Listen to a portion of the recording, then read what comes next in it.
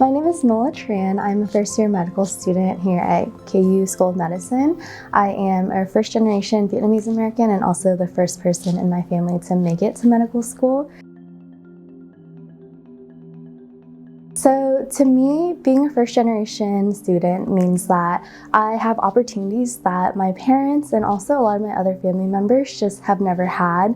My mom finished maybe second grade in Vietnam, and my dad finished high school, but because of the war, he had to leave his home country and come here and just, in their point of view, they lost a lot of opportunities because they didn't have the chance to go to school. For me, being able to be a first-generation student means that I am able to pursue those opportunities and then also have the possibility of a better life for myself, even though a lot of my family members haven't had that experience yet. And so just paving that way for them. I think as I've gotten to higher education and especially med school, the thing that comes to mind, at least in my first year, is a general sense of loneliness, because it's so hard when you're pursuing something that seems to be taken for granted, but you don't really know the path that it's going to take. There is a lot of hope in being a first-generation student and being in higher education, because while there is delayed gratification, I know that 5 years from now, 10 years from now, I'll be able to look back based off my education and have opportunities that, like I said, my family may not have had, and also that journey itself is something that I will take a lot of pride in because I was able to accomplish it.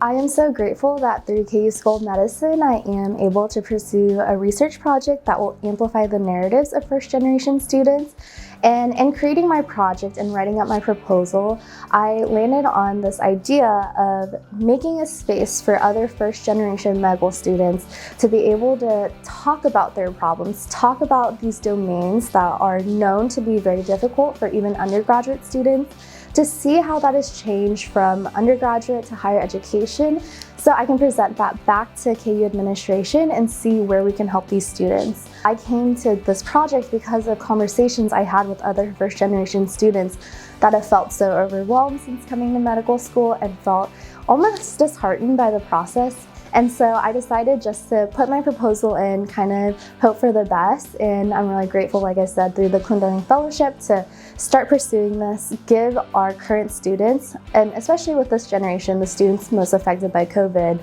the chance to put together those narratives so that in the future, as we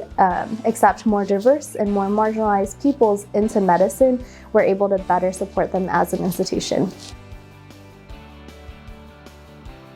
Personally, for me and my project, my hope in the long run is to provide a more equitable experience and education for first-generation students. Being able to identify these struggles and being able to identify exactly where we can help our current and future students, we'll be able to take that education experience, make it a little bit easier, and hopefully that will create physicians who are willing to reach out to other students who are looking to pursue this field, and just normalizing what it means to be first generation and normalizing that it's okay to feel these ways, but let's use that energy and help each other and help our future students throughout it all.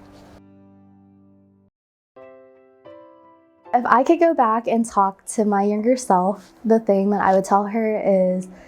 humility goes a long way, and that the weight of the world does not rest on your shoulders alone. And I would also say my biggest advice is get out there and try to know people that are outside of your normal social circle. Be open to all the ideas around you, but obviously keep in mind your own life path and kind of where you want to go.